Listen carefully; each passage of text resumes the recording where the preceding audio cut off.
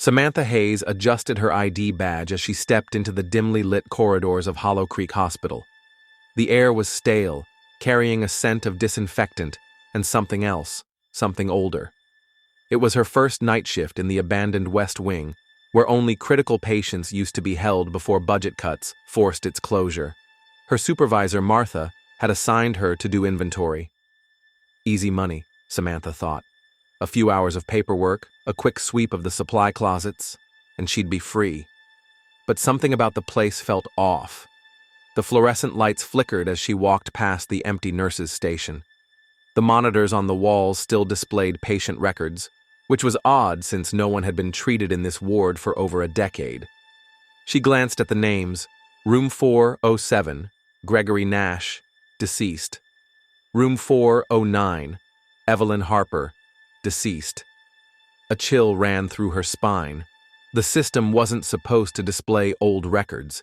She tapped the screen, but instead of resetting, the text glitched and changed. You are not alone. Samantha took a step back. Maybe it was a system malfunction, or maybe someone was playing a prank on her. The hallway stretched ahead, eerily quiet. The West Wing had been abandoned for years, yet her footsteps weren't the only ones echoing. Tap, tap, tap. She spun around, heart pounding. The sound had come from behind her, but there was no one there.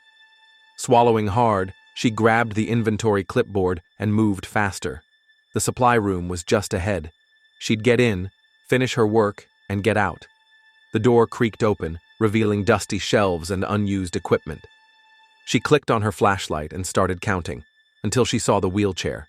It was facing the corner. Its wheels were covered in fresh dirt, but that was impossible. Something shifted in the shadows. A whisper, low and unintelligible, snaked through the air. Samantha's breath hitched. She turned toward the door, then stopped. The wheelchair was now facing her. A deep, guttural voice rasped from the corner of the room. You came back.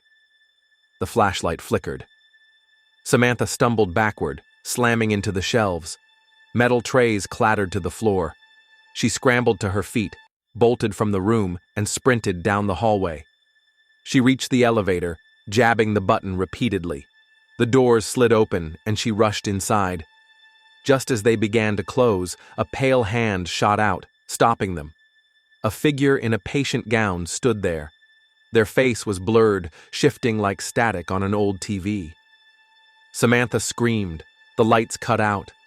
Darkness swallowed her. And then, silence. The next morning, the hospital staff found the elevator stuck between floors. Samantha's clipboard was there, her ID badge. But Samantha was never found. The only thing left on the security footage was a single frame, her standing inside the elevator, mouth open in a silent scream, and behind her, a faceless figure staring back. John Carter poured himself another cup of coffee and leaned back in his chair. Midnight shifts at the Redwood storage facility were usually quiet. The warehouse was massive, but with all employees gone for the night, it was just him and the security cameras. He clicked through the feeds. Aisle 1, empty. Aisle 2, empty.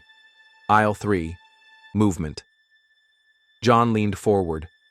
Something had just darted between the shelves, but there were no scheduled workers inside. He rewound the footage. Nothing. He checked the live feed again. The shadow was back. It stood completely still, facing the camera. John's radio crackled. You shouldn't be here. He froze. The security line was a closed system. He was the only one on duty. His heartbeat thundered in his ears. He rewound the footage again, but this time the camera skipped over the moment the figure appeared. Taking a deep breath, he grabbed his flashlight and keys. If someone was in the warehouse, it was his job to remove them. John stepped out of the security office, his boots echoing against the concrete floor. The temperature felt lower than usual.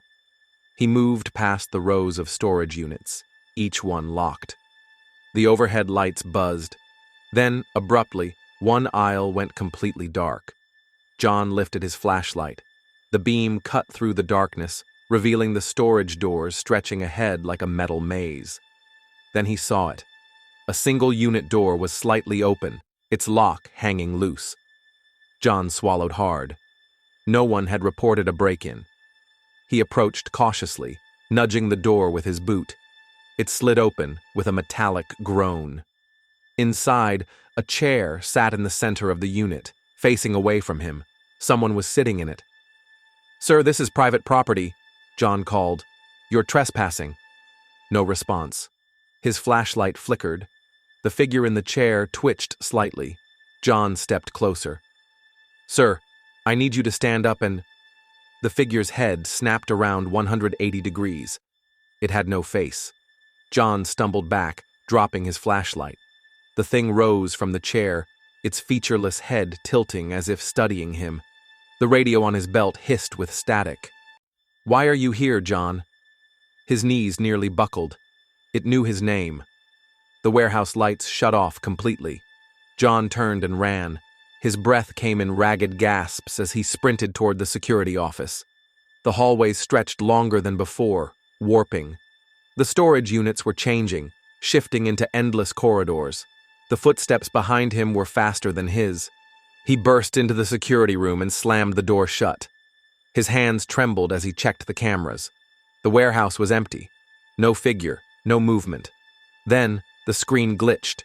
The feeds rewound on their own. He saw himself walking through the aisles just moments ago.